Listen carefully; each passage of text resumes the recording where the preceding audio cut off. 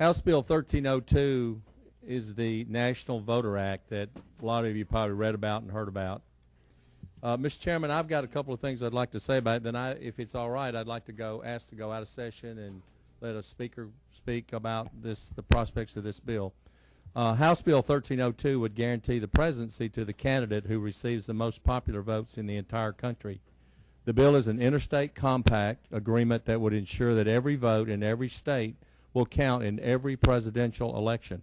Under the bill, states commit their electoral college votes to the national popular vote winner.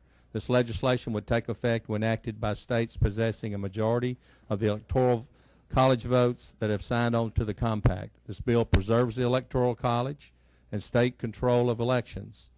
Mr. Chairman, if it's agreeable with you and the committee, we'll go out of session for just a few minutes and hear from Ray Haynes, who's a former national chairman of ALEC and a former state legislator. Mr. Haynes, welcome to Tennessee. It's glad to have you here. Glad to have you, and you are recognized. Thank you, Mr. Chairman and members of the committee. I appreciate the opportunity to take just a couple of minutes to talk about the National Popular Vote Compact. Representative Shepard did a pretty good job of describing what the compact does. I want to take just a couple of minutes to provide some background about myself and how I came to support the concept. First of all, I was the national chairman of the American Legislative Exchange Council in the year 2000, the year before Representative McDaniel was the national chairman. I also was the Republican whip in the California legislature. I was also the chairman of the only Republican chairman of a committee, the Constitutional Amendments Committee in the California State Senate. First of all, let me start with this number. This is probably the only statistics I'll throw out with you or to you from the in this talk. But 83% of Tennesseans agree that the winner of the most votes for president should win. That's 73% of the Republicans and 78% of the Democrats. When they're asked the question, should the person who wins the most votes for president become the president, they all, 73% of them say yes. Now, you would all think that that's, okay, that's an easy one, except we all know from the Electoral College that that's not what always occurs. I want to start with the Constitution basically gave state legislatures, the United States Constitution gave state legislatures three major roles in influencing the federal government. The first was congressional redistricting. And I all know, you know, as I knew from my personal experience, that the only time your congressman ever really thinks about you or cares about what you think is when you're drawing his district. The second major responsibility you were given was the right to elect the United States senators. Unfortunately, the 17th Amendment took that away from us as state legislatures. I still think that was a mistake. But nevertheless, that's the way things are today. The third major responsibility for state legislatures was determining how the president would get elected. In the Federalist number 45, James Madison actually says, without the intervention of state legislatures, the President of the United States cannot be elected at all. They must in all cases have a great share in his appointment and will perhaps in most cases determine it. However, we as state legislatures, despite this very, very serious responsibility granted to us as state legislators, hardly ever talk about the issue. And when we do start talking about it, most of us run for the hills saying, I don't want to have anything to do with it. This is way over my head. But it is our solemn responsibility as state legislators to really deal with this question. Most states for most of their time have had what they call the winner-take-all rule. You need to understand a couple of things about the winner-take-all rule. First, it is not in the Constitution, and quite frankly, the founders never even talked about it. It is just how history and tradition has developed in the appointment of electors for president. Most states use it. 48 states use the winner-take-all system. 2 states, Nebraska and Maine, use a congressional district allocation.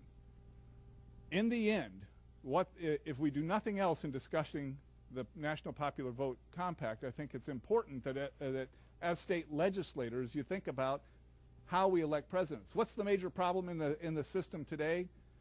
220 million voters, quite frankly, are disenfranchised from voting for president simply because their votes don't matter. We are down to probably 8 to 10 battleground states throughout the country, and our presidential campaigns are mainly regional campaigns on regional issues. Why does George Bush, a conservative Republican, enact the largest government entitlement since AFDC? Because he promised 300,000 seniors in Florida that he would give them free drugs. Now, as a Republican, I thought that was a bad idea. I honestly believe that, you know, that government, that's not a thing that government ought to be getting involved in. But nevertheless, it turned out to be the right thing for George Bush to promise simply because it got him elected president, but it's not good public policy in my opinion. Why do we have milk price supports? Because Wisconsin's a battleground state. Why do we have ethanol subsidies? Because Iowa is a battleground state. When you start having these sorts of government policies being determined by the states where people get elected, and where Tennessee and California and Wyoming and, you know, 35 to 40 of the states get completely ignored, that's not good public policy. The national popular vote compact would change all that, and it would change all that by and preserve the Electoral College. I believe that the Electoral College serves a very important function, and that basic function is we have no elections that are run on a national basis, so election law is determined by state legislatures, and that's where it ought to stay. And the compact respects that system and does it in a way that is constitutional, I think is good public policy, and quite frankly makes sense for most of the American people, and is what most of the American people support. I opposed the National Popular Vote Compact for a lot of years. In fact, if you get up on the internet, you will find my speech against it.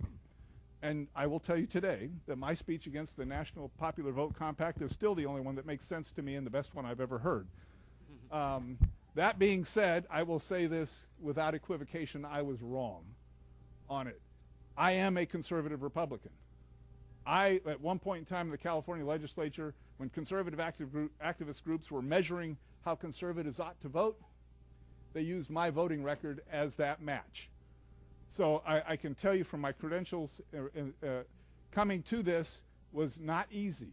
It took me about 6 months of research, review, and study to change my mind. And as a conservative, I think, you know, that's what ought to happen. When you have a change that's this big, it ought to take a while, and you ought to think about it a bit. But in the end, the most important thing I believe that ought to happen in a presidential election is that every single vote in every single state count. And currently, that's not what occurs. Currently, what happens is 35 to 40 states are completely ignored. Questions to ask yourself: is it constitutional? Absolutely.